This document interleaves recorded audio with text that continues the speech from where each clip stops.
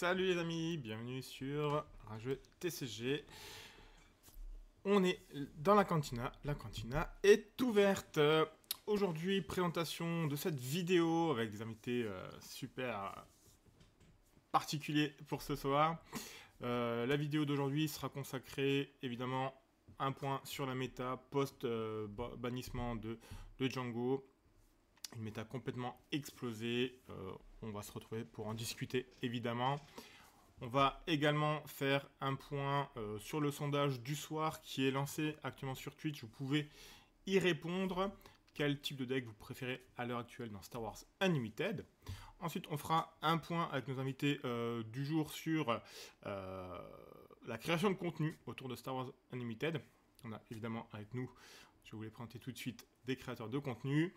Et ensuite, on partira sur l'île. On va se projeter sur l'île. Qu'est-ce qu'on peut attendre sur l'île? Qu'est-ce qu'on espère surtout de ce gros événement? Du coup, on va présenter nos invités du soir. On va commencer évidemment avec les Brothers. Salut à vous.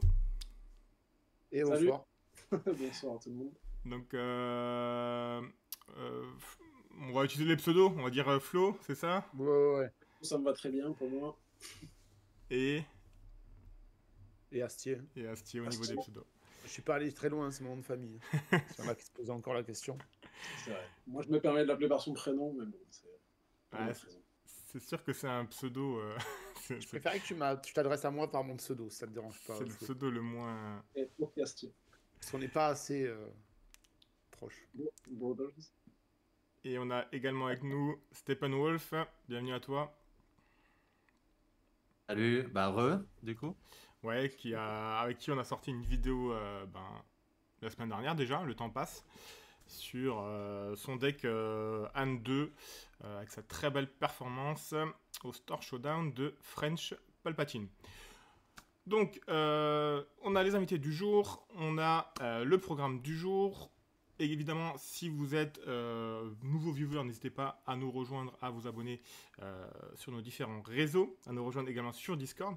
Si vous êtes une boutique, une assos qui est organisée, il y a notamment des Star Showdown là qui arrivent ou des Planetary et que vous voulez faire un peu de pub, n'hésitez pas à me contacter. Je vous mettrai en avant dans la prochaine cantina. Et à part ça, on va commencer directement avec la présentation de nos invités du jour. Donc Stephen, toi, on t'a déjà vu plusieurs fois sur la chaîne, on va laisser l'honneur aux créateurs. Donc c'est les membres de la chaîne Brothers que je vous invite évidemment à aller voir, à les rejoindre. Et on va commencer, on va commencer par Flo. Quel type de joueur tu es? Dis-nous. Et depuis quand tu joues au TCG? Quel type de joueur? Et l'autre il rigole là. Quel type de joueur je suis? Un peu de tout. Alors en vrai, je suis un joueur qui se veut plutôt contrôle initialement. J'aime bien les decks contrôle, mais je sais pas pourquoi dans ce jeu, j'ai été pris. J'ai vachement aimé l'affinité rouge, donc agressive. Et en fait, de base, c'est pas du tout mon truc de jouer très agressif. Et ben en fait, un mec agressif. Je me rends compte qu'en fait, je joue les T'as personnes. pas l'air comme ça. Mais voilà, c'est comme ça. C'est mon affinité. Et ta deuxième question, c'était? Et est-ce que c'est ton premier TCG ou pas? Non, je jouais à Star Wars Destiny avant, du coup, qui a été fait par FFG. Du coup, je connaissais bien l'univers. Au-delà de Star Wars, que ce soit les mots-clés, des choses comme ça, il y a plein de choses qui reviennent de Star Wars Destiny. Donc, tout ça m'est familier, on va dire. D'accord. Habile. Et toi, Astier? Même question? Les deux? Alors, il va dire que c'était plutôt du coup, alors attends, la première c'était quoi? Quel type par rapport au jeu? Ouais, quel type de joueur tu es et est-ce que c'est ton Je dirais premier que je suis TCG? plutôt un joueur agréable, facile à vivre, et qui s'épanche pas, vraiment qui reste focus sur le sujet. Non, un joueur, je dirais quoi? Enthousiaste à la base, c'est-à-dire que vraiment j'essaye un peu tous les jeux, parce qu'à la base moi je suis issu du milieu du jeu de société, dans le sens où j'ai travaillé dans une boutique à Montpellier, dans une boutique pour faire mes études, et du coup vraiment j'ai découvert un peu tous les jeux de société possibles et inimaginables. Et donc, j'aime bien toucher à tout, ce qui est souvent l'opposé du joueur compétitif, parce que le compétitif, il va avoir besoin d'investir dans son jeu de cartes, il va pas pouvoir s'épancher un peu partout. Mais sur Unlimited, la différence, c'est que c'est le premier TCG auquel on joue avec Florent, Je parle de Flo parce que du coup, on se connaît, si vous avez compris, depuis plus d'une quinzaine d'années maintenant, voire bientôt une vingtaine. Donc, c'est le premier TCG auquel on joue en fait en tant que professionnel, enfin, dans la vie active. Donc, on va dire qu'on a financièrement un peu plus les moyens que quand on était étudiant. Et donc, on s'est vraiment lancé à 2000% dedans, où on n'a pas fait là, j'ai pas peur de claquer 40 balles pour m'acheter comment ça s'appelle, un set de cartes. Donc, je dirais que je suis vraiment maintenant joueur compétitif. En fonction de mon parcours professionnel pour l'année prochaine, ça va peut-être changer parce que j'aurai peut-être beaucoup moins de temps à moi vis-à-vis du professionnel. Mais je dirais que je suis plutôt compétitif. Et moi, l'aspect que je présente, si vous avez vu mes vidéos, que ce soit sur les cartes sur table ou sur Browsers, je suis plutôt contrôle. J'ai commencé le jeu, comme tout le monde, je pense, au niveau agressif pour comprendre toutes les mécaniques du jeu. Et maintenant, je suis beaucoup plus sur l'aspect contrôle du jeu. Et après, au niveau des TCG, non, c'est pas mon premier. J'ai commencé comme tout le monde, j'avais entre 10 et 12 ans par Magic. Après, j'ai joué à un des meilleurs jeux auxquels j'ai pu jouer de ma vie, c'était Duel Masters. Et je dis un des meilleurs jeux parce que ceux qui s'en souviennent, c'était un jeu qui était arrivé, c'était la première fois dans un jeu, dans un TCG, où on n'avait pas de carte mana. C'est-à-dire que toutes les cartes dans notre deck, c'était des unités, des événements, etc. Et si, au début d'un tour, en fait, on pouvait les jouer face à l'envers, et en fait, à l'envers, elles avaient une valeur de mana, de ressources. Et du coup, c'était bien. C'était le premier jeu auquel on n'avait pas de mana death, mana full. Et après, j'ai fait tout ce qui était Hearthstone, où j'avais été classé légende. Je joue beaucoup à Marvel Snap, où je suis toujours dans les. Comment ça s'appelle là, quand on est le truc infini. Enfin, je joue vraiment joué à tout, à L5R, à Star Wars. Star Wars, j'ai commencé par le LCG, donc à la fin du jeu. Après Destiny. Et voilà, après, j'ai fait Keyforge. J'ai fait un peu tout en vrai. Je joue un peu à l'Orcana avec ma compagne. Mais vraiment, mon jeu de cœur, c'est parce qu'il y a l'univers aussi, c'est vraiment Star Wars. Ok. Et donc, créateur de contenu depuis la création du jeu aussi, hein. Tu t'es lancé tout de suite? Depuis avant, on a commencé, en fait, avec Florent, on a commencé nos premières vidéos. Enfin, alors, moi, j'ai fait mes premières vidéos sur Star Wars Destiny, où Florent était là, c'était avec lui que je faisais les duels à l'époque, quand on était dans son appart étudiant. Après, on a continué avec ce Super Fantasy Brawl, qui était un mix entre un jeu de cartes et un jeu de figurines de chez Mythic Games, qui est mort depuis, mais qui a été racheté par Common, ceux qui font Zombicide, etc. Ouais. Cool Mini or Not. Les vidéos Et sont encore après, disponibles sur la chaîne ouais, encore disponible. Il y en a encore qui commentent et tout, on a vu récemment. C'est drôle, hein, c'est des trucs qui sont sortis il y a peut-être 4 ou 5 ans. Non, Après, on a fait du Shatterpoint, le jeu de figurines de Star Wars. Et quand Unlimited est arrivé, on s'est lancé à fond dans Unlimited. Et moi, j'ai eu l'opportunité aussi, ça faisait un moment que je discutais avec l'entrejeu studio, les cartes sur table, où c'est vrai que j'ai rejoint, je fais plus de vidéos avec eux, et Florent a plus sa liberté sur les browsers. Donc actuellement, voilà où j'en suis. J'en suis à cheval sur les deux chaînes. Ok. Et toi, Stephen, on t'a jamais posé la question, mais niveau TCG, bon, moi je connais la réponse, mais pour le grand public. Ouais, toi tu la connais parce qu'on a démarré un peu ensemble, on a fait nos classes un peu ensemble dedans, mais ouais, donc j'ai commencé par Magic comme Astier et je pense beaucoup de joueurs ici. Après, j'ai un peu testé tous les, Ah, je dis. les jeux.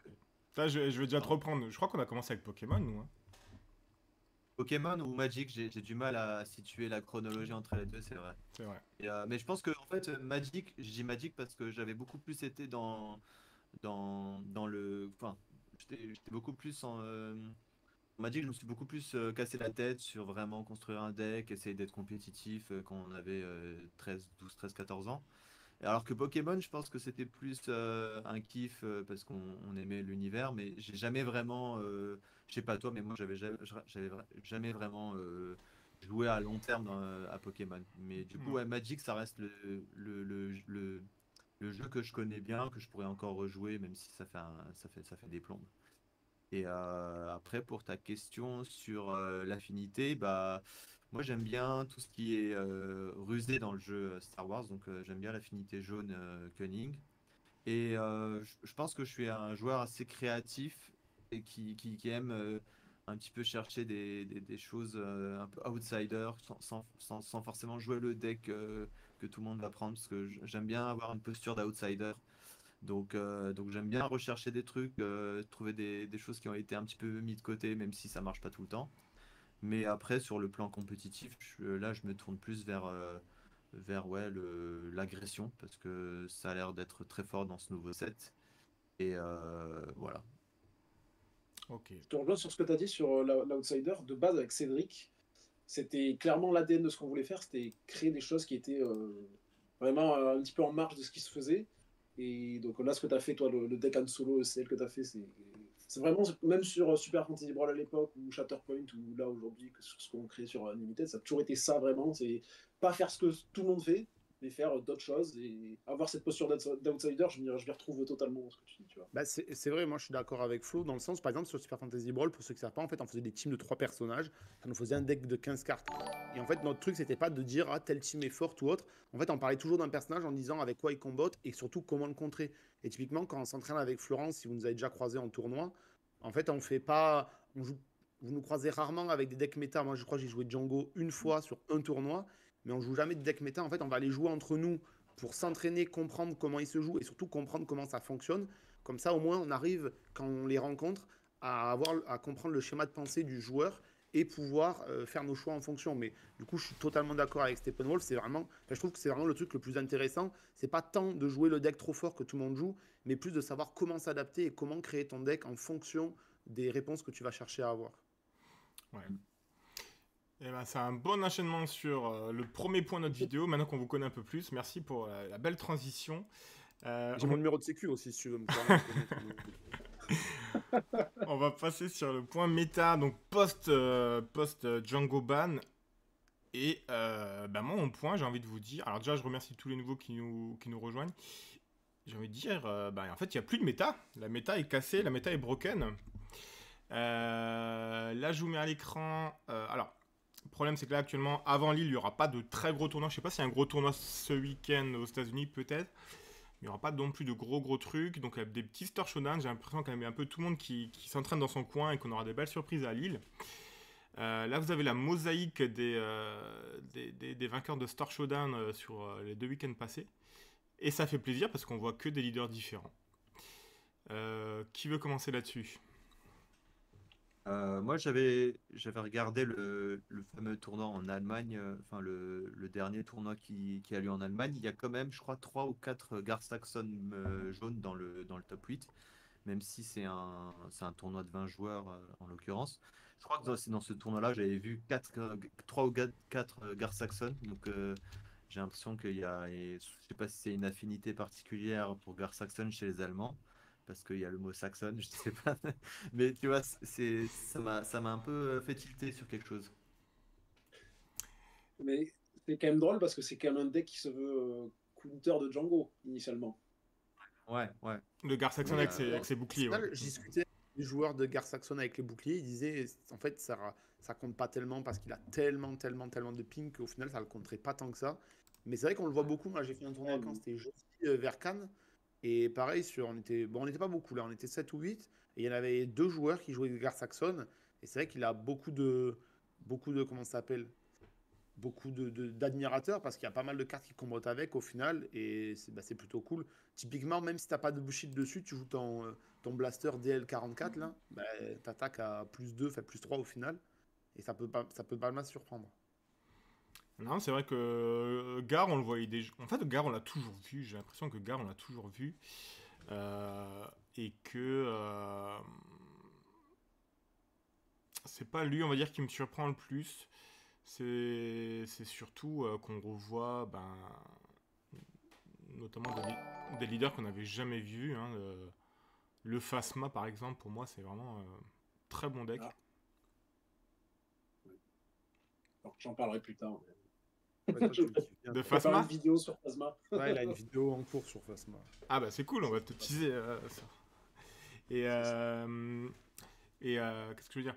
Euh, du coup, plus de méta, enfin plus de S tiers, on va dire, c'est surtout ça. Et c'est pas qu'il y a plus de méta, c'est qu'il y a plus de S tiers. Pour vous, bénéfique, pas bénéfique, au niveau du chat, vous n'hésitez pas aussi à nous répondre là-dessus. Qu'est-ce que vous pensez du fait qu'il n'y ait plus de S tiers? Tiens, c'est pas Wolf, toi qui aimes bien venir avec des leaders un peu atypiques. Bah, je pense que c'est bénéfique pour la créativité et pour ceux qui aiment la surprise. Je pense que c'est vraiment très bonne situation. Après, je pense que ça va quand même très vite se tasser en fait et ça va pas durer trop longtemps. Je pense qu'à Lille, on va vite se retrouver avec un podium de 3 leaders. Moi, je pense que Queen Anne va quand même être assez représentée. C'est un peu les prévisions de beaucoup de personnalités dans le jeu qui se croisent. Parce que c'est un deck qui a toujours été un peu à l'ombre des leaders qui ont été ban, etc. Et là, il a l'occasion d'être un petit peu mis au devant de la scène. Et puis, les nouvelles cartes lui profitent énormément. Tarkin Town est une base qui va être très représentée encore, je pense. Mais ouais, je pense que pour l'expérience, on va peut-être avoir notre premier grand tournoi où il y a beaucoup de points d'interrogation qui se posent. Et du coup, ça peut donner des belles surprises pour les top 16, top 32. Donc ça peut être fun. Moi, en tout cas, je suis content de cette ouverture des possibilités, quoi. Et toi, Flo? Alors moi, je le rejoins dans le sens où c'est bien pour la créativité. Ça, je suis totalement d'accord. Mais après, c'est comme on disait en off, en fait, moi, j'aime bien quand il y a quelque chose de stable et construire en fonction de cette stabilité. Et donc, quand c'est trop un petit peu dans tous les sens, c'est vrai que moi, ça peut me déplaire. Alors, forcément, Django était trop pénible, à mon sens. Il prend trop de place, donc c'était logique pour moi qu'au bout d'un moment, il y ait un petit reset. Mais quand il n'y a vraiment pas du tout de stabilité, moi, ça me dérange un peu. Donc, c'est question d'équilibre pour moi. Donc, j'attends voilà, une petite période. Peut-être sera, voilà, comme tu dis, s'il faut un S tiers et plusieurs leaders qui s'y imbriquent dedans. Et donc, voilà, qu'il y ait une stabilité. Mais pour l'instant, moi, ça me déplaît un petit peu. Et pourtant, je présente des decks plutôt créatifs, je pense. Donc, voilà. Toi, Cédric? Eh ben moi, comme je disais tout à l'heure, et c'est vrai qu'on en a un peu parlé en off, mais comme je disais, là où. C'est vrai que pour la construction de decks, en tout cas qui sont anti-méta, qui de base était notre credo de base, mais c'est vrai qu'on peut faire des fois des vidéos qui s'en sortent un petit peu, c'est pas forcément très bien. Après, ce que j'aime bien aussi, c'est que ça laisse plus de libre cours à notre créativité, comme vous l'avez dit tantôt tous les deux, dans le sens où qui est pénible quand on s'entraîne, que ce soit en ligne ou que ce soit sur des tournois plus classiques, plus conventionnels, quand il y a vraiment une méta bien établie avec un ou deux decks dominateurs, on sait qu'on va tomber contre et on va build autour de ça. Et le problème, c'est que quand on va se retrouver face à d'autres decks, bah souvent, on va tellement être ciblé sur un seul personnage qu'on va être un peu démuni face aux autres. Alors, c'est l'intérêt du side. Mais là, ce que j'aime, c'est que ça laisse vraiment libre cours à notre créativité. En fait, on va pouvoir faire plein de decks sans pour autant qu'ils soient qualifiés de deck fun. Parce que quand tu as une méta et que tu fais des decks créatifs, ils vont souvent être associés à des decks fun. En gros, ils vont pas forcément très bien fonctionner. Typiquement, à l'époque, il y avait une grosse méta contrôle. Enfin, en tout cas, nous, dans le sud, j'avais fait un Gar-Saxon rouge, donc full mandalorien, et ça se faisait déboîter parce que tu mettais 2-3 ressources sur une carte, et mec, avec une carte, il te la fumait.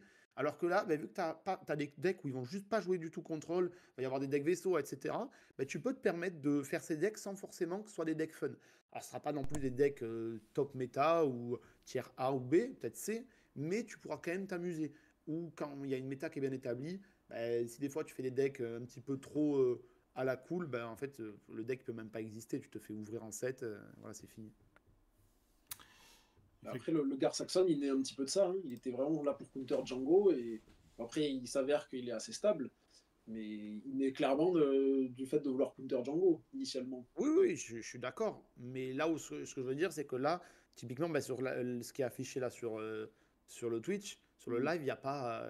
J'ai jamais vu autant de diversité, sauf au 7-1. Au 7-1, tu avais un deck qui dominait, du coup, les gens ont créé un nouveau, du coup, ça redominait, les gens ont créé un nouveau. Enfin, sur la méta du 7-1, sur les 4-5 premiers mois, même quasiment au 7-2, tu avais toutes les 2 semaines, tu avais un nouveau deck. Enfin, ça a changé La non-stop. période post-Ban Boba aussi. C'était pas Ouais, autant, peut-être. C'était t'enlèves pas autant, Boba. mais c'était quand même assez diversifié aussi. Moi, il y a un truc. Alors, il y a. Bah, je remercie tout le monde sur le chat. Il y a French Palpatine notamment qui vous salue. Et qui dit qu'on va bouffer de la Sabine. Pour lui, Sabine, Ah ah. effectivement. Possible. Sabine risque d'arriver. Il me demande, et moi, plutôt envie de jouer quoi depuis le ban de Django? Bah, moi, je suis reparti sur mon classique Bosque Vert. Pour contrer un peu la Sabine, justement. Moi, le truc qui me fait peur dans ça, c'est qu'on voit les gros, on va dire, les plus gros, donc les plus de 30 là, ici et ici. et ben c'est du Han classique vert, quoi. Bon, ça reste très fort. Ça Ouais, va. ça reste. Et alors, voilà, j'avais fait la vidéo post-ban de Django où je disais effectivement que pour moi, les éditeurs, ils merdent un peu en ne bannissant pas Han ou en ne nerfant pas sa mécanique. Et j'ai vraiment peur que Han vert devienne la nouvelle Nemesis. Hein. Après, même Anne double jaune, hein. Anne double jaune, ils ont banni DJ, mais il y avait Oui, plein ça, de fois où Anne double jaune c'était très fort sans que le DJ sorte de la game. Hein. C'est ça. clairement. Et on l'a À vu un mon peu. avis, Vas-y, dis. à mon avis, c'est plutôt le Han rouge qu'il faut craindre en fait, parce que si vous regardez Ah, tu parles de Anne avec le 2? ouais, Han 1, Han 1, Han 1. Han Un 1 rouge. Anne 1 en version rouge. Ouais. Ah ouais. Ouais. Parce que si vous Ok. regardez le ban de DJ impacte beaucoup le Han jaune. Le Han rouge, il a toujours des 3-5 pour 3, il a des Cassian, il a toujours un bon pool C'est vrai. de 3-5 pour 3. Donc je pense qu'elle va être plus à craindre que le Han vert ou le Han jaune, je pense. Perso. Pour le... J'ai fait un tournoi à Han rouge, effectivement. Il me manquait quelques cartes, mais il tournait déjà très très bien. Je pense qu'à full potentiel, ça va être fort. Mais le En Han plus, il a vert. aussi enfin, il peut aussi servir du Force Throw, qui est une carte qui va être jouée à foison. Donc moi j'aurais peur du Han rouge plus que du Han vert ou du Han jaune, quoi. Ouais. Par rapport au fait qu'elle a été impactée moins, J'avoue, j'en ai même jamais si. rencontré. Donc je peux pas, je peux pas dire. Ouais. Après, je parle du Après, leader, hein, du leader Han en ouais, général. ouais. Quoi. Mais Ouais, après, ouais, moi, je mais trouve que là où il est assez équilibré, le leader Han, après, il peut être très fort quand il est installé. Ben, et tout le monde a déjà subi un Han et tu te fais manger. Mais il reste quand même un counter et c'est une mécanique qui est le counter, c'est la discard. Donc si toi, en tant que counter, que ce soit dans ton side ou dans ton deck, tu as un peu de mécanique discard et que tu discardes au bon moment, et ben, je suis désolé, mais tu lui plombes sa game. Moi, ça m'est arrivé quelques fois, même des très bons joueurs qui jouent vachement bien, qui connaissent vachement bien sur le bout des doigts les mécaniques, notamment avec DJ avant sur du double jaune. Tu discardes au bon moment, un pillage, un force throat, quelque chose comme ça, ça plombe la game. Donc, il reste toujours encore assez. Je veux dire, il peut être vulnérable face à certains, voilà, face à la discard ou certains effets. Notamment au C'est Après, il a un cul. bon différent. table. D'où Queenland en fait. Du coup, Queenland Ouais, va être beaucoup plus, ouais. va dominer un peu plus les Han dans le Ouais, je dans suis les nouveaux d'accord. tournois, à mon avis. Ok. Ça s'est déjà vu dans les top 8. Le top 8 Santa Geek, je crois qu'il y avait un Han double jaune. Il y avait un Queenland et j'avais rencontré le Queenland et je crois que le Han double jaune avait perdu en quart contre, je sais plus si c'était du Piet ou un truc comme ça. Mais il n'y en avait pas des masses. Il n'y en avait pas des masses au tournoi de French Palpa des Han jaunes. On n'a pas eu beaucoup en tout cas. Après, on a eu peur de la méta ultra contrôle finalement. Je sais pas, vous en pensez quoi vous de l'ultra contrôle? Et moi personnellement, si je dois streamer ça toute la journée, ça va me faire un peu chier. Mais Après, quand tu es Ah, vraiment fin connaisseur du jeu, c'est toujours plaisant à jouer quand même le contrôle. Mais après, je pense que le contrôle est à son plein potentiel au 7-2, je pense. Quand il n'y avait pas encore certaines cartes du 7-3 qui sont arrivées, et maintenant encore 7-4, voire plus. Donc, je ne sais pas. Je pense que la hype full contrôle est déjà passée, et après, bah, c'est une question d'équilibre. Hein. Forcément, ça peut en battre certains decks, mais ça se fait manger par d'autres. ouais, Je sais pas. J'ai pas clairement, la réponse. clairement le bosque bleu, ouais, ça va. Mais bon, Clairement. j'espère il y a vraiment aussi que. Eden jaune, j'ai vu une vidéo Idem jaune. d'un mec qui faisait un Eden jaune bleu avec des bounty postings, un nouveau combo que j'avais jamais vu jusque-là Ok. où tu peux récupérer des bounty du coup de ton deck et avec restock du coup tu mets les cartes en dessous de ton deck mais comme le bounty posting te fait mélanger ton deck tu peux récupérer D'accord. du coup plus vite et plus tôt les cartes dont tu as besoin et il m'avait vraiment intéressé même si je suis pas un joueur contrôle j'avais vu The Hidden revenir un petit peu de nulle part.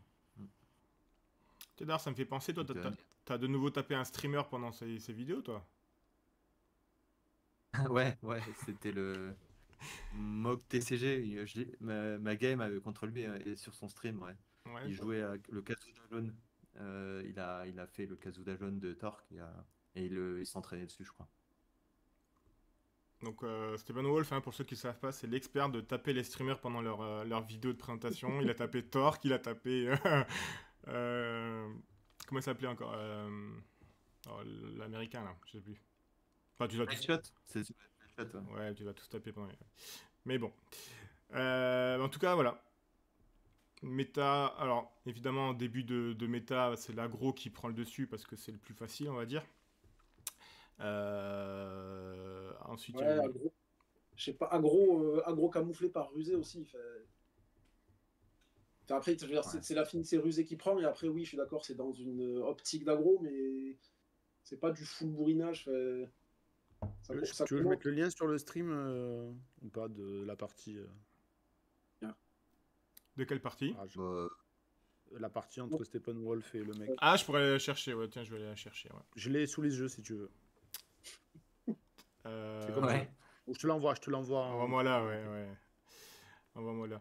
Mais effectivement, ouais, t'as réussi à bien le contrer. Et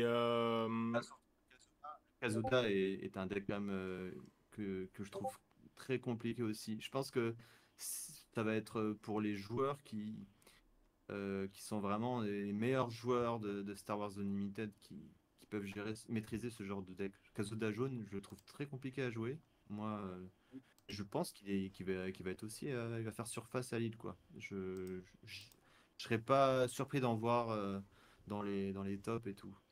Les Kazuda Nous, on jaunes. a été surpris de ne pas en voir à Milan, par exemple. bah, c'est ça, ouais, Kazuda, tout le Ouais. monde en parle depuis le départ et personne ne le joue, quoi. Après, c'était plus en rouge qu'en double jaune, mais franchement, j'étais surpris d'en voir aucun.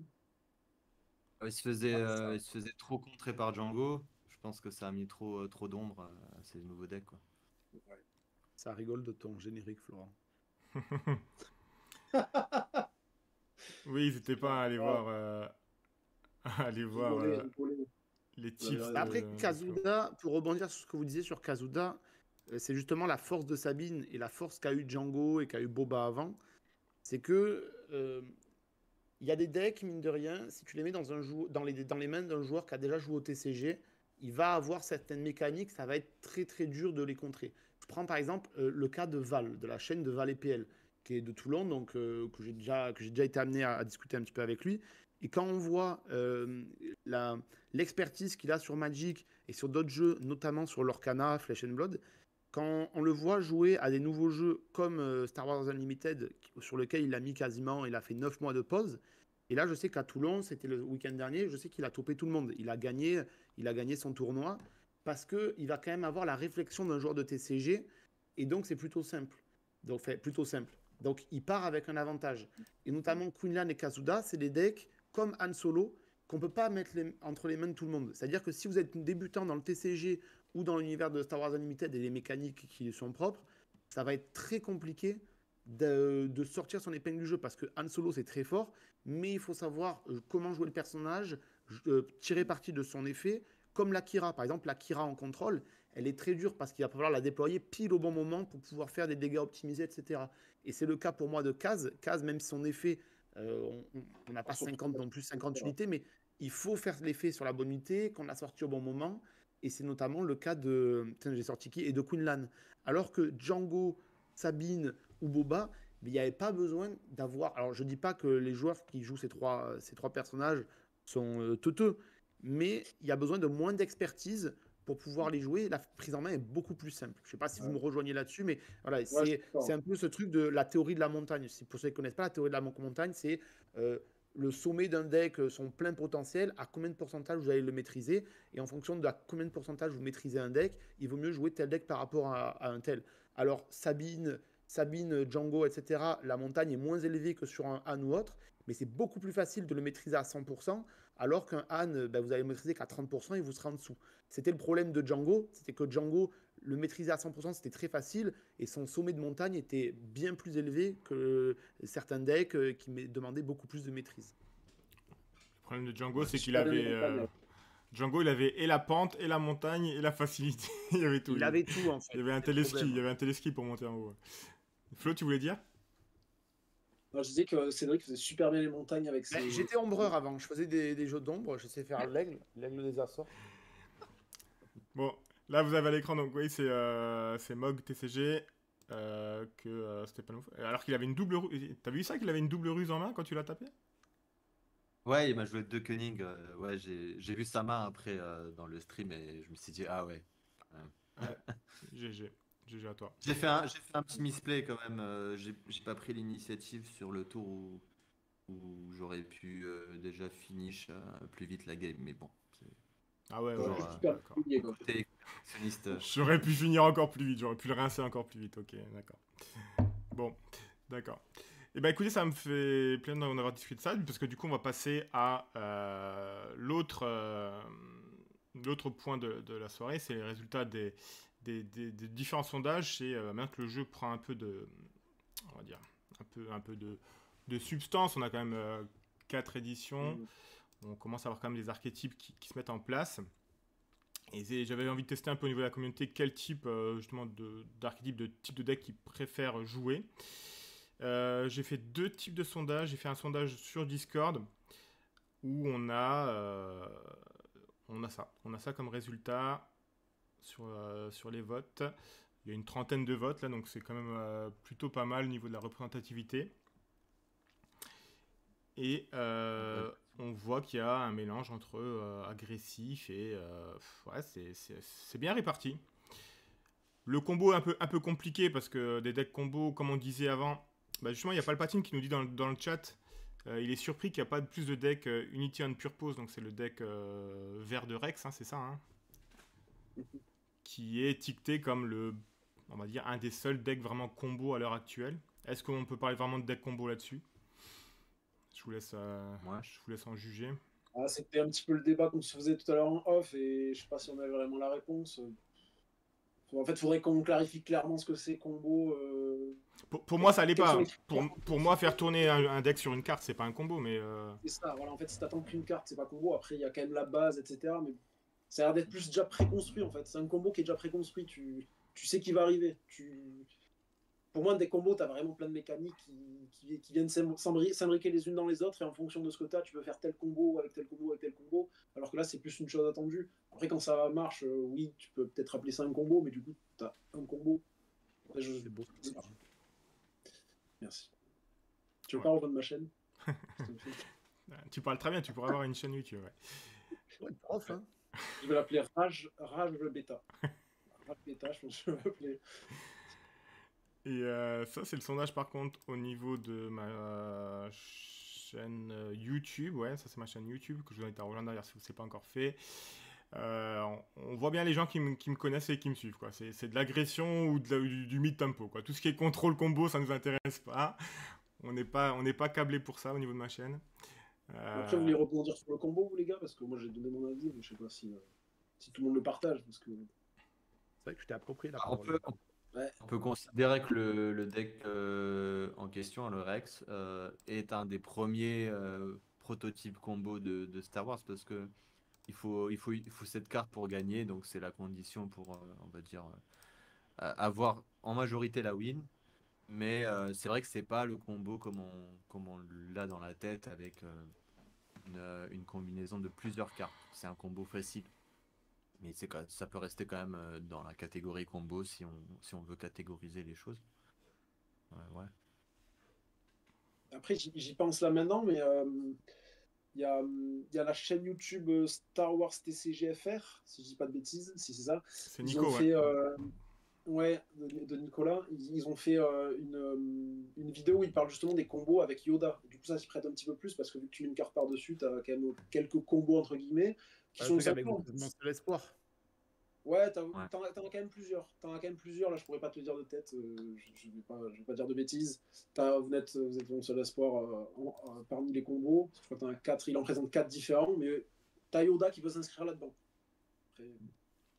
Après, il y avait aussi un deck, ça n'a pas fait succès parce on entend plus parler, mais il y avait des idées de combo avec Grand Inquisiteur, je crois, ou Ouais. si je me trompe pas, il y a Ah longtemps. oui, t'as quelques trucs. Ouais. Il y avait un délire combo sur le Grand Inquisiteur. Mais nous, on avait pas mal Euh, joué avec Flo en 7-1-7-2. Ouais, j'ai quand même pas mal joué. 7 heures. 27 heures. Bah, tu vois, grand inquisiteur, c'est typiquement moi un leader. Voilà, c'est un leader de combo parce que bah, tu fais des tricks à chaque. Enfin, après, voilà, Ouais, c'est une question de définition. Est-ce que faire interagir deux cartes, c'est un combo, quoi? À partir de combien de cartes ouais. tu parles de combo, quoi? Franchement, on a quand même pas mal. Moi sur Fun 7-1, et vraiment, je l'avais beaucoup pensé Fun 7-1, je le jouais en jaune avec attaque furtive. Et à l'époque, tu n'avais vraiment que le 7-1. Tu avais l'impression d'avoir quand même quelques combos sur. Mais t'avais gagné Franchement, un store ou t'avais fait finaliste ou t'avais gagné j'avais un fait store avec? finaliste. Ouais, c'est Non, ça. j'avais fait finaliste, ouais, avec un. Et du coup, il sortait clairement Un des grand 7. inquisiteur jaune. Ouais, franchement, personne jouait ça. Personne s'attendait à cette connerie. Mais franchement, quand ça tournait bien, c'était incroyable. Ok. Et du coup, bah, ça nous permet de basculer un peu plus sur vous, les brothers. La création de contenu pour Star Wars. Donc, tu nous as expliqué avant, tu faisais déjà des contenus un peu avant ça. Euh, Pourquoi Star Wars? Pourquoi ce TCG-là en particulier? T'es fan de la licence, toi, à la base ou Euh, alors, oui. Comment dire? Alors, Comment trouver les comment mots? dire, ouais, en gros, je suis tombé dans Star Wars, c'est tout bête, mais vraiment par un truc tout con. J'étais en CE2. Je me rappelle, alors on s'en fout un peu de ma vie, mais j'étais en CE2 à Orange à un dîner de famille de la famille de mon parrain. Et je me faisais chier comme un rat mort, hein, désolé de l'expression. Mais du coup, c'est le frère de mon parrain qui m'a dit, bah tiens, je te montre ça, je te mets un film. Il m'avait mis Star Wars 6. Je me souviens toujours parce que le lundi matin, à l'école, j'étais comme un fou. J'avais fait, oh, j'ai vu un film, c'est le retour du jeudi. Alors la maîtresse m'a fait, ah non, non, on dit pas jeudi, on dit Jedi. Déjà, tu vas te calmer, sinon je te mets un aller-retour. Donc j'ai regardé ce film et vraiment, je suis tombé amoureux de l'univers. Enfin, j'ai trouvé ça sensationnel d'avoir des vaisseaux. Enfin, je sais pas, s'il y avait un truc, j'imagine un peu comme tout le monde, hein, je pense que je suis pas le seul à avoir vécu un truc dans cette optique-là, mais vraiment, ça a été une révélation. Et depuis ouais, que je suis en CE2, donc à l'époque, j'avais 6 ou 7 ans. Alors, je sais, c'est pas l'âge normal, mais j'avais quelques années d'avance. Mais depuis que j'ai 6 ou 7 ans, je suis comme un fou sur Star Wars. J'adore. Et donc, pour ceux qui regardent un peu les vidéos, que ce soit sur la chaîne avec Flo, donc des browsers ou sur les cartes sur table, alors, c'est pas tout le temps, mais souvent, j'essaie de finir par une petite chronique littéraire. Soit en disant un roman que je lis sur Star Wars, que j'ai bien aimé, soit en parlant de comics ou autre. Parce que vraiment, j'adore tout. Alors, je suis pas non plus l'ultra méga fanboy à tout acheter, etc. Parce que au bout d'un moment, bah, il y a la raison. Et la raison s'appelle le porte-monnaie et ma compagne. Donc, je ne peux pas mettre tout l'argent que je voudrais dans Star Wars, ce qui est normal, hein.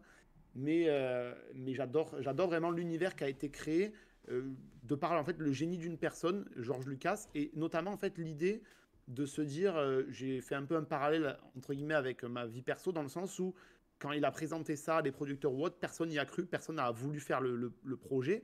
Et c'est comme ça en fait il a créé sa propre société, donc Lucasfilm, en disant ben, personne n'y croit, tant pis, moi j'y crois, je vais aller jusqu'au bout de mon projet. Et c'est génial. Enfin, moi, je le revis un peu actuellement avec la création de jeux de société, où des fois, il y a un proto auquel les gens ne croient pas trop. Mais tant pis, on va à fond, on va développer le truc à fond. Et donc, ouais, j'ai aimé les mécaniques en fait, de Star Wars Destiny. Ce que j'aime, c'est cette différence avec les TCG classiques. Les TCG classiques, c'est je joue un tour, je fais toutes mes cartes, etc. Comme par exemple à Yu-Gi-Oh! J'ai rien contre Yu-Gi-Oh! Mais au tour 1, tour 2, en général, on sait déjà qui a gagné. Et moi, c'est pas. Ben justement, ouais, Nemo B1 qui parle de l'excellente BD Les Guerres de Lucas, je vous conseille, c'est excellent. Et c'est pas excessivement cher, hein, c'est moins de 30 euros, je crois. Donc, c'était vraiment. Ces genres de TCG où on joue un tour, etc. Moi, ça me dégoûte un peu. Et je trouve ça ultra, comment dire, excusez-moi du terme, dynamique. Le fait de faire une action, ok, je réponds, du coup, on va tout le temps s'adapter à ce que fait l'autre. On le vit notamment un peu dans Flesh and Blood, on l'a vécu dans Destiny. Le fait de pouvoir prendre l'initiative pour commencer au tour suivant, je trouve ça génial, de ne pas avoir juste tu joues, je joue, tu joues, etc. Ça, c'est une excellente mécanique. Donc, quand ils ont annoncé Unlimited, vraiment, j'ai adoré. Le fait de pouvoir jouer toutes les cartes qui ne sont pas seulement quantifiées par nos affinités. On a certes quelque chose à payer, mais je trouve ça très bien. Et forcément, il y a l'univers, et j'adore l'univers, et j'attends beaucoup de choses pour la suite du jeu, notamment avec, on a vu sur les jeux mobiles où avant il y avait que des personnages qui étaient canons. On voit que maintenant dans les jeux mobiles Star Wars, notamment, je sais plus ce que c'est, mais le jeu où vous savez, vous avez 5 personnages avec de la vie, des raids, etc. On voit que maintenant il y a des personnages légendes. Donc je me dis, si maintenant on voit des personnages légendes dans des jeux officiels licence Star Wars, il y a peut-être un monde où on aura des personnages légendes dans Star Wars Unlimited. Je sais que Flo, par exemple, il n'est pas forcément fan de l'univers légende, mais sur Star Wars LCG qu'on avait avant, on avait de la Maharaja, du Dark Revan, etc. Donc si c'est bien fait, si c'est bien amené, ça peut être sympa et on peut contenter tout le monde. Ah voilà, Star Wars Galaxy of Heroes, merci beaucoup. Donc voilà, vraiment fan absolu de la licence. Et moi, je prends tout ce qu'il y a à prendre. Hein. Épisode 7, 8, 9, vous me les mettez, je les prends en menu maxi best-of, je les kiffe quand même, j'aime tout. La Haute République, ce qui est sorti, pour ceux qui connaissent, c'est 100 ans avant les événements de Star Wars 1. C'est sorti en bouquin et en comics, c'est génial aussi. Enfin, quand c'est bien fait, il faut dire les choses, c'est très bien. Et 7, 8, 9, on a beau ne pas être d'accord avec l'histoire, visuellement, c'est une claque absolue. Donc, moi, je prends. Avant de passer à toi, Flo, je voulais juste rebondir avec vous parce que voilà, on discute pas mal en convention, en tout ça. Moi, je suis vraiment surpris du nombre de joueurs de Star Wars Unlimited qui connaissent pas Star Wars. Ouais. Ou Star Wars Destiny. Ou alors Destiny à fortiori, oui, mais vraiment l'univers Star Wars, tu vois. Moi, t'as nous, on a un dans notre communauté à Montpellier, il aime pas Star Wars. Enfin, c'est même pas, il aime pas plus que ça, c'est de base, il aime pas ça. Et c'est un des meilleurs sur Montpellier. Il est souvent dans les tops. Ouais. Donc j'ai affronté, j'ai joué, j'ai discuté avec plein de joueurs et ils me disent, j'aime bien comme toi le lore de Star Wars. Et quand je dis ça c'est pas du tout un thème ou voilà. En fait, les gars, ils comprennent pas. En fait, bon, non, c'est juste des cartes. Comme en fait, non, il y a. Ouais. Et je crois même que j'ai commencé l'univers Star Wars vraiment avec KOTOR. Vous connaissez les jeux vidéo Knights of the Old Republic? Ouais. L'espèce de WoW et tout, et le KOTOR 2. Ouais. C'était vraiment excellent. Hein. D'ailleurs, ils ont fait des remakes, je vous conseille. Désolé, Stéphane, je t'ai coupé la parole. Je pense que c'est aussi l'effet des cartes. Ça met à plat, en fait. Tout le relief qu'il y a derrière, c'est-à-dire il y a les 3 premiers Star Wars qui sont au summum, au top de tout. Après, il y a le reste qui est un petit peu qui a pris moins de hype et tout. Et les cartes, le fait de jouer à Unlimited, ça met à plat en fait tout. Tout est mélangé, ouais. Ouais, et je pense que c'est aussi une histoire peut-être de génération. Je sais pas si les gars à qui tu parlais étaient. Non, concrètement, ouais, c'est totalement une histoire de génération. Je rebondis sur un commentaire de French Palatine qui dit que c'est l'avis de French Palpatine, hein, je le mets entre guillemets, on peut en réagir. Les joueurs de Star Wars Unlimited sont quand même des cerveaux plus évolués que la moyenne, vous ne trouvez pas? Alors, je pense que French Palpatine, vous le connaissez, il aime bien taquiner un peu. Moi, ce que j'ai remarqué dans Star Wars Unlimited, c'est qu'effectivement, on est plus sur du trentenaire quinca que sur de l'ado. C'est peut-être pour ça que le jeu est un peu plus mature, on va dire. Mais... je suis d'accord, mais après déjà, je trouve que le fait qu'il y ait des gens qui connaissent pas Star Wars, c'est gage de qualité du jeu, ça c'est très bien. Parce que si c'était que les fans de Star Wars, ce serait... ça veut dire que les mécaniques aiment bien, ils aiment bien, c'est pas objectif. Ils aimeraient que l'univers, mais par contre, question de génération, je suis pas forcément d'accord, parce qu'après Star Wars, pour le coup, force est de constater que ça traverse toutes les générations, et que même aujourd'hui à l'école, on voit des enfants qui ont des cartables avec Darth Vader dessus, ou Kylo Ren, ou que sais-je. Donc,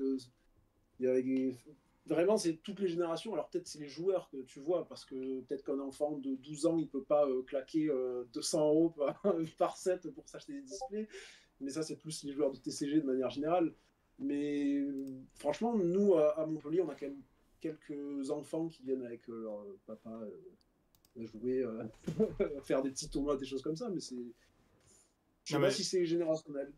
Mais après, oui, tu as raison, c'est gage de qualité. Par exemple, tu vois, My Little Pony TCG, je t'ai envoyé au cas où le visuel. On n'a jamais vu personne y jouer. Pas parce qu'on n'est pas fan, mais parce que c'est juste le jeu pue la merde. Une belle pub pour l'éditeur. J'espère que c'est pas Asmodée qui l'édite ce jeu. Non. J'ai vérifié avant.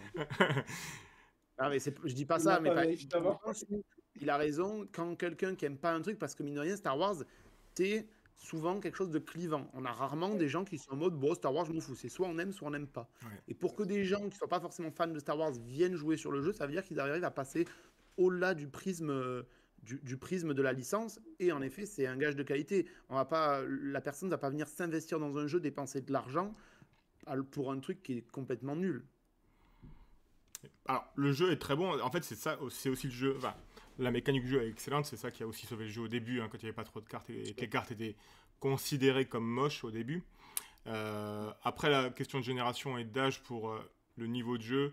Je rappelle juste que actuellement le meilleur joueur français a 14 ans, hein, donc Ah oui, non, c'est- pardon, oui. mais il a découvert le jeu grâce à son papa qui lui est un peu plus âgé que nous et c'est lui qui l'a initié à ça.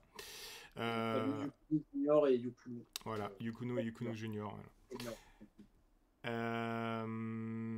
Et donc, ouais, on a fait une petite digression avec Astier. On revient sur Flo. La création de contenu, pourquoi t'en fais? C'est quoi? C'est un objectif personnel de transmission? C'est pour devenir YouTuber famous, le nouveau ninja?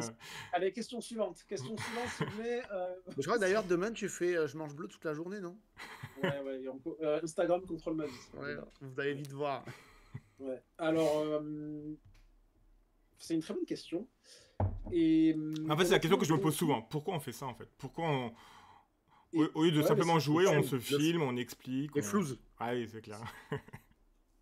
c'est vrai qu'il y a ce côté didactique de transmettre et d'avoir des idées qui sortent un peu. Alors moi, c'est souvent ça, c'est que je crée du contenu, des decks, ce que je crée,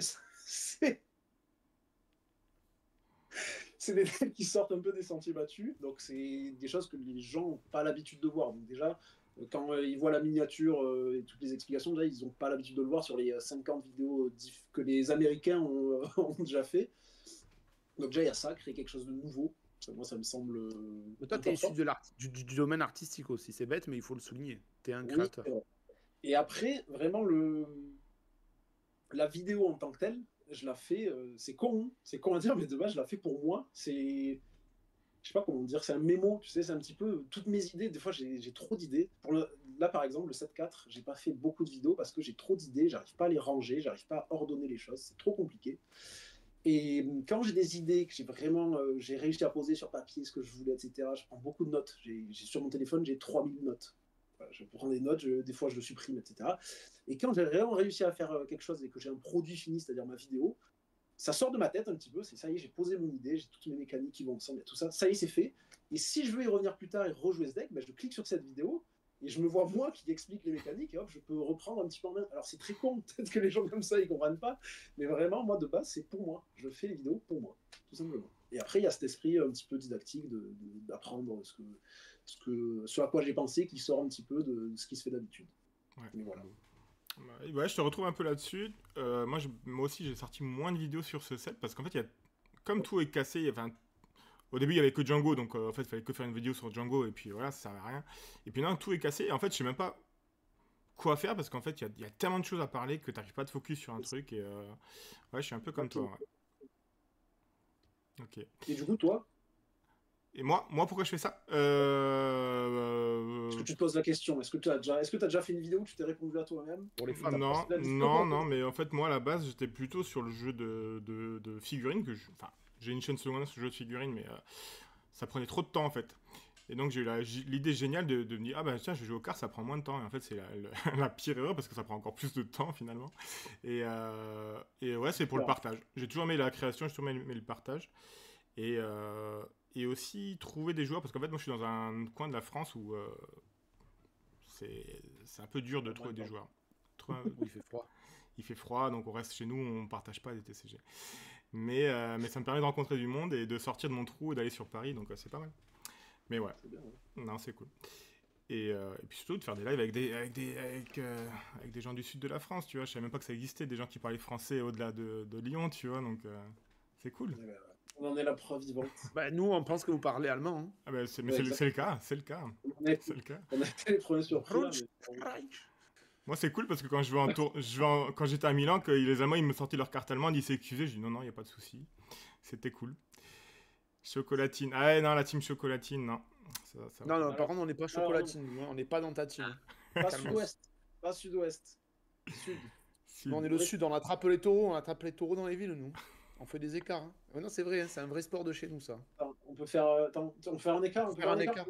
Vas-y. À l'arrivée. Ouais. Allez. Il y a Polo Show si tu arrives à enlever ton short et à le mettre sur les cornes du taureau de la vachette, tu gagnes 10 €. Est-ce que vous avez ça, vous? Non, vous, faut bouffer des bretzels. Non, on n'a pas de taureau, on a des cigognes. Si t'arrives à attraper une cigogne, c'est autre chose. Nous, on a des cigales. Alors, Et des on s'égare cigares. totalement du sujet. Mais, Voilà. Il y a Polo Show qui nous dit que tu aimes bien faire des génériques. Alors là, la private joke sur les génériques, ça tourne depuis avant, je sais pas pourquoi, mais... J'en ai 2 des génériques. J'en ai 2, j'en ai pour les shorts et pour mes vidéos présentation express. Mais oui, c'est marrant. Ok. Bon, voilà. J'aime bien. C'était pour la création de contenu. Et aussi, ce qui est important de dire, c'est que, en fait, on fait un truc qui est très très niche. Donc, Niche, c'est très très niche, passion. c'est francophone. Et le but, c'est justement de faire du partage et pas de se taper entre nous. Donc, c'est pour ça que, enfin, moi, c'est avec plaisir que j'invite tous les créateurs de contenu francophones sur la chaîne. Et c'est avec grand plaisir qu'on a accepté. Et c'est super gentil. Ouais. Ouais, du coup, pour les gens qui ne savent pas, du coup, on s'est rencontrés pour la première fois en vrai à Milan, du coup. On s'était jamais croisés. Ouais, en plus, c'est cool parce qu'on se rencontre en IRL. Ouais, ça, c'est vraiment. Bah ouais, c'est bien. Ça fait vivre la communauté, tu vois. C'est Ouais, c'était cool. tout ce qu'on aime. Il y a aussi ça, tu vois, un point. Faire vivre la communauté. Quand tu aimes le jeu et que tu es vraiment. C'est ta passion, ça amène un petit peu un côté vivant, tu vois. De sortir une vidéo, ça permet de faire vivre un petit peu. Ça fait un petit sujet de discussion, des choses comme ça. Et je trouve que c'est un petit intérêt aussi, parfois, pour sortir une vidéo. Clairement, clairement. C'était plus le cas pour, par exemple, mes vidéos short que je faisais. J'en fais peut-être moins. Ça me saoule un petit peu plus d'en faire en ce moment. Mais peut-être j'en referai un peu plus. Mais petites astuces, justement, il y a un générique. Voilà, ça permet des fois juste de faire vivre parce que tu as un truc très niche parmi le jeu niche. Mais voilà, c'est un objectif. Ok. Bon, bah, sur ce point créateur, où on a perdu tous les viewers, c'est pas grave. On va passer à un truc de nouveau compétitif. On va récupérer Steppenwolf avec le prochain, justement, gros tournoi qui arrive et qui va être Lille. Qui va être Lille. On y est le week-end prochain. Toi, tu y seras, évidemment. Moi, j'y serai aussi. Malheureusement, les gens du Sud sont punis. Non, on n'y sera pas malheureusement. Mais donc Lille, hein, il reste des places. Si vous voulez vous inscrire, si vous n'êtes pas encore inscrit, il reste des places. Donc Lille, le 3 et 4 mai, 2000 joueurs, on va dire pas attendus, mais potentiels. Organisé par... alors là, le prestataire, c'est Fanfinity. C'est pas le même prestataire que pour Milan et que pour Liverpool. Donc je pense que là, l'éditeur du jeu va un peu les mettre en concurrence, à mon avis, pour savoir qui organisera les prochains gros. On va voir.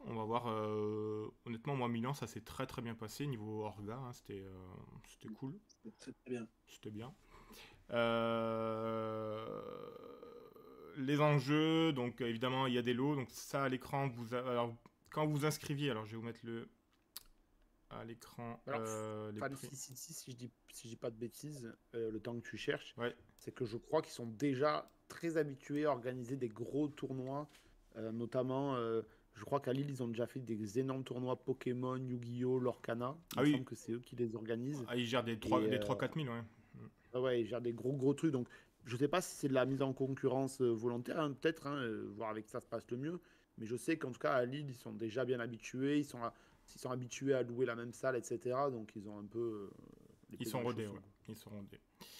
Ça, c'était les prix pour le main event. Donc, il est un peu plus cher que Milan, que les sectoriels, que les régionales. Les cartes et le VIP package. Par contre, actuellement, il n'y a plus le tapis. Maintenant, ils sont deux. Voilà qu'ils sont deux. Ouais. Qu'ils sont deux. Après, c'est plus cher, il y a plus de trucs aussi. Enfin, moi, je sais que typiquement, on a pris l'entrée classique avec Flo à 45 €. Mais tu as l'entrée classique que là, pour 70 €, tu as un playmat et tout dedans. Donc, tu as plus de trucs aussi. Il y a plus de choses, ouais.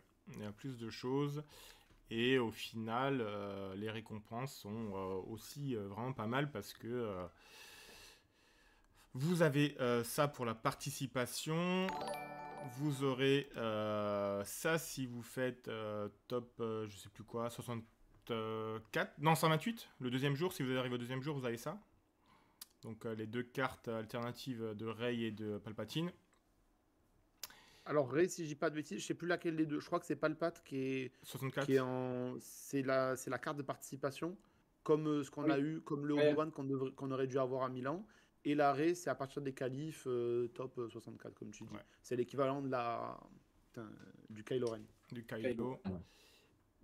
Un beau tapis de top 8. Et surtout, si vous avez l'immense joie de faire top 8, c'est direction Milan. Si vous pourrez aller à Milan si vous voulez, mais direction Vegas cet été. Tout frais payé. Enfin, tout frais payé. Voyage payé. Donc voilà. On s'attend à du gros joueur, du gros compétitif, évidemment. On s'attend surtout à des gens qu'on n'a peut-être pas trop vus à Milan, peut-être plus vus à Liverpool. C'est tout le nord de l'Europe, là, on n'a pas trop vu à Milan, finalement. On a vu un peu de Hollandais, mais pas tant que ça. Beaucoup de Polonais, évidemment, mais ils se déplacent partout. Toi, Steppenwolf, au niveau de tes attentes perso, toi, t'as pas fait Milan, donc ça va être ton premier gros tournoi sur Star Wars. Qu'est-ce que t'en attends, Ouais. on va dire, au niveau ambiance, jeu, orga? Je pense que ça va être. En fait, je sais pas si je vais avoir le. Peut-être que toi, vous pourrez le dire, vous avez été à Milan, mais je sais pas si moi j'aurai le kiff de. Comment dire, le temps de kiffer, d'être présent dans un endroit, un tournoi majeur. Je sais pas si en fait le côté compétitif va l'emporter sur le fait qu'on soit quand même ici dans un endroit assez particulier pour un week-end où on va avoir des choses. Des side events et tout. Donc j'aimerais bien pouvoir profiter de l'expérience aussi au-delà du compétitif. Mais du coup, par rapport à ça, pour le compétitif, moi je pense que faudra être en forme, faudra bien se préparer. Nous, on viendra avec mon frère le vendredi soir, donc histoire de vraiment pas arriver en voiture à 7 h du matin. Je pense que ça, ce serait pas une bonne idée pour bien démarrer. Ouais. Ça, je dirais que ça dépend surtout de pourquoi tu y vas, quoi. Est-ce que tu y vas, ton objectif c'est de perf, c'est de vraiment te qualifier et viser le top 1? Non, c'est plus pas d'arriver avec un deck que je puisse exploiter jusqu'au bout et puis avoir du plaisir. Après, Ouais, oui, c'est si ça, je je peux pense que arriver tu au vas, deuxième tu vas jour, y aller. c'est pas mal. Ouais. Mais tu vois, nous, typiquement, on s'était dit avec Flo, jour 2 tant mieux, mais on n'était pas du tout Ouais. en mode faut qu'on se qualifie, faut qu'on se qualifie. On était Ouais, vraiment en mode, on ouais. avait pris des decks, tu vois, typiquement, je suis allé avec la nouvelle Assage en rouge. J'aurais voulu top 2, j'aurais pris des trucs que je maîtrise beaucoup plus, un gros Vador Control, mon gros Throne, même un Django ou autre. Au final, on s'est bien. Il y a une game sur tout le tournoi où je me suis pas régalé parce que j'ai rien pu faire et c'est au bout de 1 jour et demi, même sur les side events, tu te chopes des Queen Lanvos ou des Django sur les tournois fun. J'avoue que le fun, au bout d'un moment, pourtant j'avais le sourire, c'était un Français, j'ai dit franchement, je me suis régalé avec toi, mais j'ai pris zéro plaisir dans la game parce que ça fait 2 jours que. Et même sur les tournois fun, tu te tapes des trucs de boucher, bon, tu l'as un peu mauvaise. Mais par contre, enfin, nous, on s'est régalé dans le sens où on a vraiment pu rencontrer, on va dire, la communauté. Je vais pas dire notre communauté parce que c'est pas la nôtre, hein, puis on n'en a pas cette prétention. Ça dépend en fait de tes attentes aussi. Mais vraiment, enfin, nous, c'était vraiment que du kiff, quoi. Même c'est le samedi soir, on allait manger au resto, notamment avec French Ouais, Palpatine, etc. Enfin, tu vois, c'était vraiment sympa. Mais par contre, c'est sûr, si ton objectif c'est de perdre et que tu es qualifié au jour 2 d'aller le plus loin possible, en effet, peut-être que dormir le plus tôt possible ou bien train, ce ne serait pas la même préparation que nous. Après, j'ai envie Ouais, de dire, après, ton tournoi va dépendre aussi de tes perfs, hein, parce que si tu prends 2 défaites, 2 premières games, t'auras le temps de profiter, hein, t'inquiète pas. Hein. En fait, c'est ça, en fait, je pense que si... Alors, évidemment, hein, c'est toujours bien d'avoir des objectifs, mais si tu viens avec un gros objectif, tu risques d'être déçu parce que bah, ça reste un TCG, tu restes dépendant des adversaires. Et le niveau est Euh, très relevé. et le niveau est excellent. Et si tu viens plus... Alors après, il faut venir avec ton deck. Ça, C'est voilà. pas du mock TCG là que tu vas affronter.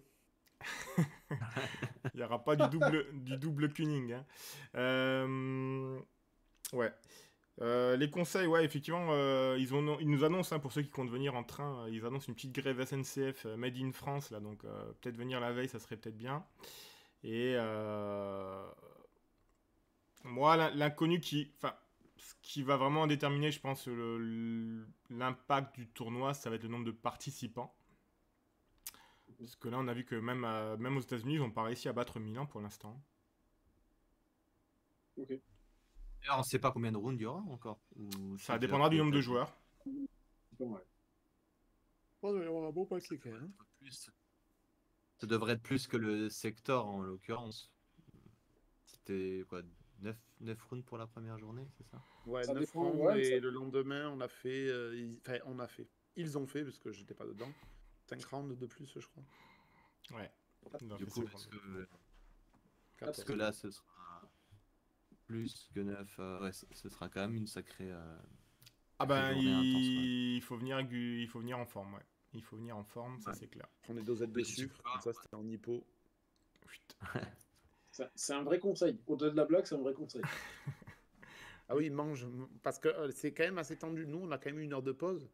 Mais bon, on n'était pas pressé. Mais il y en a pas mal, on en voyait qui traînaient. Même à la pause de Je pense que midi, nous ils aussi, traînaient des match-up et tout, hein. si tu joues Sabine, tu sais qu'il y a un petit temps de pause entre chaque game. Si tu joues un pied bleu, Si tu joues Throne, ouais, t'auras pas 50 ans. Ça Tu verras aussi, pas hein, ta fille grandir. Je sais pas ça si t'as dépend une de la fille, ronde t'as ton une fille. deck. C'est quelque chose qui rentre en compte. c'est un élément à prendre en compte, effectivement, quand vous venez à un tournoi, c'est Vraiment. jouer le leader, pensez que vous allez le jouer pendant plus de 12 heures sur les 2 jours, quoi. Ouais, c'est ça. Et c'est Surtout vrai que un le temps- leader qui puisse le faire quand même facilement à récupérer, avoir le temps de fumer ta petite clope si t'as envie de fumer. Moi j'adore fumer entre les games, donc Faut pas fumer, faut pas c'est fumer. pour ça que, Eh, pour ça que je joue. tu vois un gars comme Loulou qui fait ses games en 10 minutes là, quand il a gagné chez French Palpatine, là, bah, il était frais, quoi. Il était frais. Mm, mm. Quand il a Ouais, roulé. je pense que ça peut aider pour l'endurance d'avoir des decks aggro et jouer des decks aggro. Enfin, je sais que par exemple, mon frère, il veut jouer un deck Queenland aussi, parce que c'est aussi des match-up où tu vas pas te casser la tête à durer 55 minutes. Ça peut aller très vite. Non, par contre, ça, c'est un vrai conseil. Les gens qui réfléchissent encore au deck qu'ils vont jouer. Je rebondis sur ce qu'il a dit tout à l'heure, Rage, tu vas le jouer pendant 12 heures ton deck. Ouais. C'est con, hein, c'est vraiment con comme conseil, mais c'est jouer un deck avec lequel tu prends du plaisir. Ah oui, ça c'est Parce la que, non, base mais de ce que je dis, hein. clairement, parce que si tu as des mauvais match-up, etc., bah, si vraiment tu t'es dit j'aime pas spécialement le deck, mais j'y vais que pour perf, et que tu perfs pas, tu vas passer un mauvais moment. Et pourtant, bah, il y a ce type d'événement, il y a tout pour passer un bon moment. Donc, je vais Clairement. réunir tous les.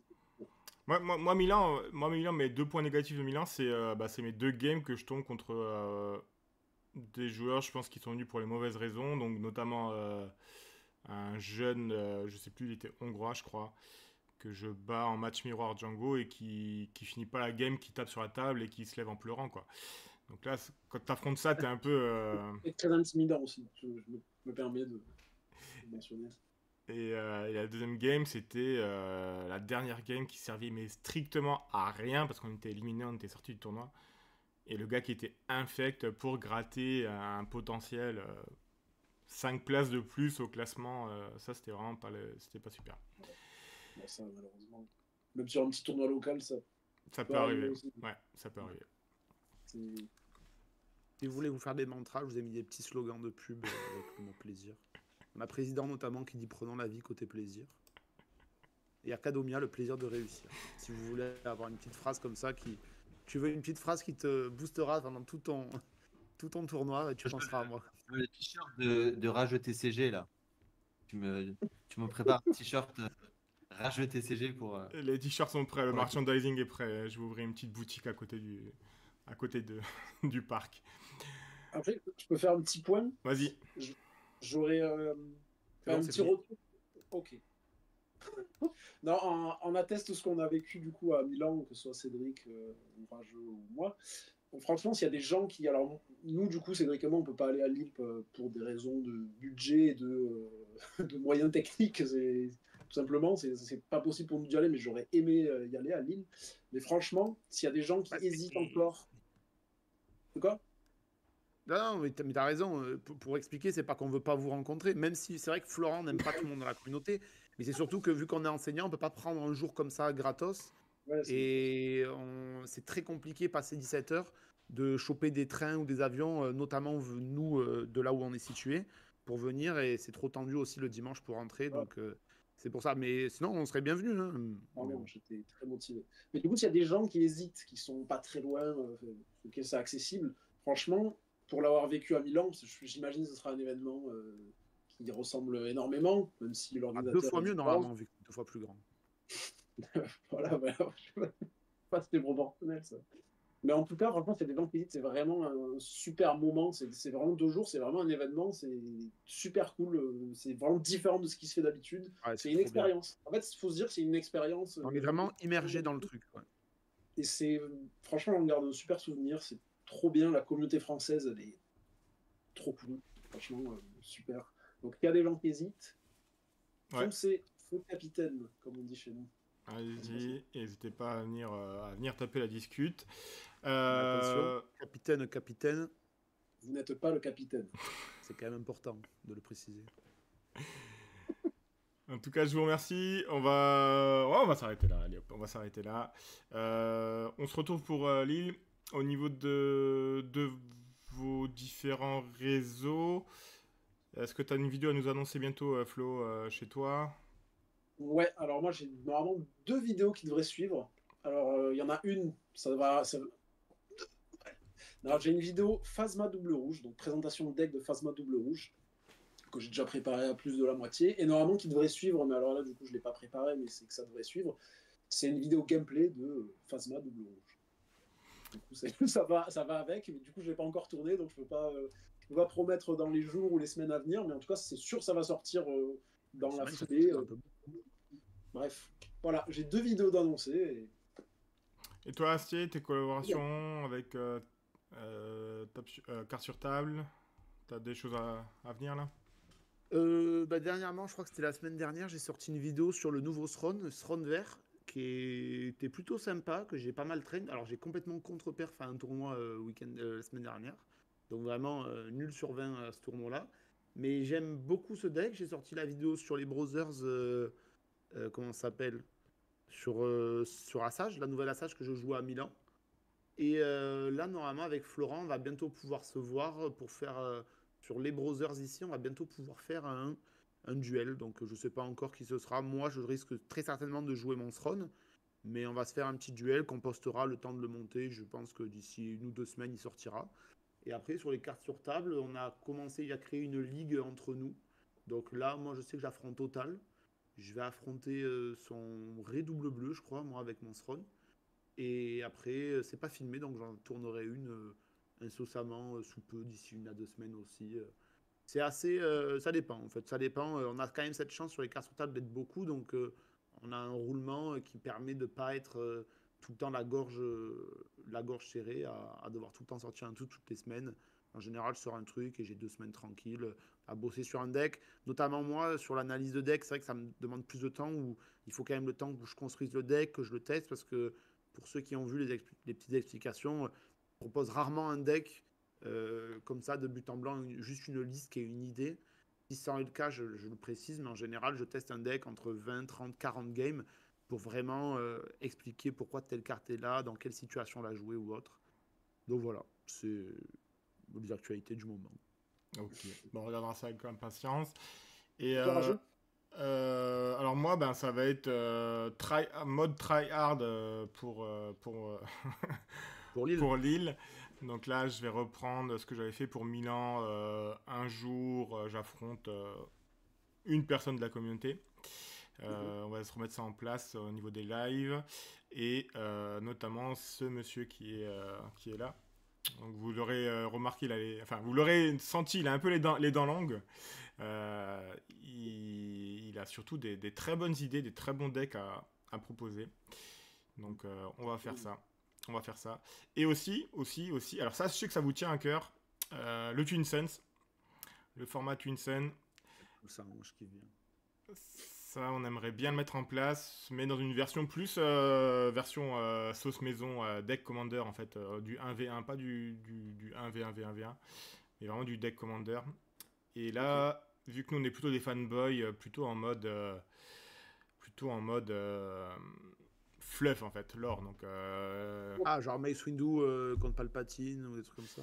Ouais, ou alors... Ouais. Non, ensemble. Dire les deux persos qui vont ensemble. c'est Ah ça. oui, Obi, Anakin contre Trench et Grievous. Là, on a discuté avec Stephen notamment. Il a une bonne idée de l'attaque de l'étoile noire. Donc, le Ouais. Luke pilote et Leia contre Moff Tarkin et Evador pilote, tu vois. Ça serait très bien, tu Ok. vois. Ah, ce serait stylé, ouais. Franchement, Ouais. c'est une très bonne idée. Mais après, voilà. Est-ce qu'il y a la population pour le... Après, voilà. Encore une fois, nous, on fait pas... Enfin, je fais pas des vidéos pour les... Enfin, j'ai des vidéos qui me plaisent. On verra. Mais c'est ça, ouais. On verra si... Voilà. Ah oui, il faudra jouer la carte légendaire, les plans d'étoiles de la mort obligatoirement dans les deux decks, ouais, tout à fait. Ah là là. J'ai dit que j'ai préparé là pour le Si Twin tu Side. prétends faire du fluff, là, t'es obligé. C'est clair. Ah ouais. Ouais, avec des restrictions de cartes, vraiment, des cartes, des unités qui étaient dans les deux batailles. Petite question là, là, sur ce point. Qu'est-ce que vous attendez pour le futur du jeu? Je sais pas, des unités en particulier, un personnage, une race de personnages en particulier? Une mécanique? Moi, j'attendais Qui-Gon depuis très longtemps, et du coup, je suis très content d'avoir Qui-Gon. Moi, j'attends un leader. J'attends Mertalzin. C'est tout. Vas-y, Raj. Je t'en prie. Ah bah ouais, mais French Palpatine, il y a de me griller là. Les Ewoks, on n'a pas vu d'Ewok encore, c'est incroyable. Ah ouais. On n'a pas vu un Ewok encore. Moi, j'attends Moi, pareil, c'est... l'Ewok guerrier 9-9, débordement. On l'attend tous. Vas-y, dis-moi. Laisse-moi en douter de 2 secondes, mais après. Ouais. Moi, je sais que c'est les Gungans. J'attends les Gungans avec impatience parce que plus je regarde Star Wars 1, plus je kiffe les Gungans, notamment dans Clone Wars. Dans Clone Wars, ils ont vraiment la part belle, où il y a vraiment un super épisode où ils se battent contre Grievous. Je kiffe les Gungans et j'attends qu'ils exploitent la capacité de 1000, donc de pouvoir défausser la pioche de l'adversaire. Mais je sais déjà qu'au début du jeu, ils avaient bien dit qu'ils éviteraient au possible de proposer des decks qui se basaient sur cette mécanique parce que pour eux, ça allait à l'encontre des TCG. Mais ce serait bien qu'il y ait une manière, même si c'est ultra dur, c'est quand même plutôt rigolo. Alors, Les Gungans, je les verrais bien shieldés, enfin, genre avoir plein de mécaniques avec les shields, ce serait Ouais, assez- c'est ça, exact. Ben, notamment, tu vois, sur Destiny, il y avait une mécanique, c'était Qui-Gon qui joue avec, où plus tu avais de shield sur Qui-Gon, tu pouvais en avoir jusqu'à 3 pour bloquer des dommages, plus tu pouvais faire des dégâts. Par exemple, tu défaussais un shield de ton personnage pour mettre 2 dégâts sur un personnage ou autre. Et c'est vrai que ça peut être sympa de jouer avec les boucliers, parce que pour l'instant, à part le fait d'avoir des boucliers sur toi, ben, tu fais pas grand-chose, alors qu'on sait que tu peux en mettre plusieurs. Donc, ce serait bien, ouais, en effet, de mieux exploiter cette mécanique des boucliers. Ça va arriver. Ils vont prendre le même événement que Destiny, Riposte. J'annonce. Il va y avoir la carte Riposte, avec le même visuel que dans Destiny, où tu défausseras autant de boucliers que tu veux et t'infligeras des dégâts. Voilà. J'ai annoncé Ouais, le c'est possible. ici. Vous l'avez entendu ici. Mettez le timecode s'il vous plaît. Vous le retrouvez ici. Je veux voir le replay en boucle. il y a une mécanique qui, pour l'instant, je pense qu'ils l'ont pas encore mis en place. Alors que moi, je l'avais prédite. Alors, je suis très bon en prédiction sur le set là. C'est le fait de pouvoir shielder les bases. Ah oui. Le fait Ouais, de pouvoir protéger les prochains dégâts sur une base. Ça, à mon avis, ça arrivera. On a Il y a Stoic. une carte qui fait ça. Oui, ça existe déjà. Il y a- Ça existe. Non, mais une vraiment carte. une mécanique, Ah, tu vois, un leader ou vraiment un truc vraiment qui rentre dans les mécaniques de jeu, tu vois. Parce que là, je me disais que avec les vaisseaux, on a Stoic le Corbeau qui est très très pointu, qui nous dit les Isalamiri pour contrer la mécanique force. Alors là, on est dans le lore total. Je connais pas les C'est Isalamiri. des espèces en fait, si tu veux, c'est des espèces de lézards qui peuvent. En gros, ils peuvent. Tu vois les droïdes de casse qui se font une espèce de bulle autour d'eux. Ben eux, c'est entre guillemets un peu pareil. Ils font une espèce de zone autour d'eux où la force ne fonctionne pas, quoi. Enfin, si je dis pas de bêtises, il me semble que c'est ça. Ok. C'est des Dites-moi qui dit Trafalgar-Law de la force. Dites-moi qu'il dit une bêtise. Ben, il me semble que c'est ça. Mais d'ailleurs, dans la Haute République, il y a notamment un pirate de l'espace qui essaye, je vais pas vous spoil en disant le nom ou autre, mais qui essaye de tuer les Jedi en essayant d'avoir une créature qui annihile, pareil, un peu un truc autour de ça, elle annihile la force, et du coup les Jedi ne peuvent plus utiliser la force, et en fait ça les coupe carrément de la force. Donc il me semble que c'est un peu cette même mécanique. De toute façon, je veux dire, l'éditeur, tant qu'il voudra faire des sets, il pourra en faire. Hein. Le matériel, il l'a, c'est illimité. Hein. Donc, moi, ce que j'attends surtout, c'est que l'éditeur suive le jeu, ce qui a l'air d'être le cas jusqu'à présent, très réactif même. Moi, c'est surtout ça. Ouais. Exactement. Voilà. Sur ce, merci à tout le monde hein, pour Merci à vous déjà pour pour, l'invitation. Ah ouais, pour la- c'est bien ça, les premiers romans. Mais c'est les romans tumultuisants de la croisade, pardon, excuse-moi. Vas-y, Je suis désolé. je te laisse, je te laisse. Les romans de la croisade du Jedi noir ou du Jedi fou, je crois, ça, ces premiers romans quand on les utilise, ces espèces de lézards. Ah, c'est des lézards, c'est vraiment des lézards, hein, c'est pas les Trandoshan comme Bossk ou autre, c'est vraiment des pets, quoi. Sur ce, un grand merci à vous. Je vous invite à aller rejoindre du coup leur réseau respectif. YouTube. Et si vous voulez m'affronter pour préparer l'île tranquillement, on va se mettre en place les lives. Donc n'hésitez pas à nous rejoindre sur Twitch et sur YouTube. T'es pas dans la bonne case. Ah ouais, tu m'as mis dans le mauvais sens, alors attends, je vais faire un peu. Merci à tous, une bonne soirée et T'es dans le mauvais sens. à bientôt. Ciao, ciao. J'ai fait le sens. Allez, bonne soirée. Ciao.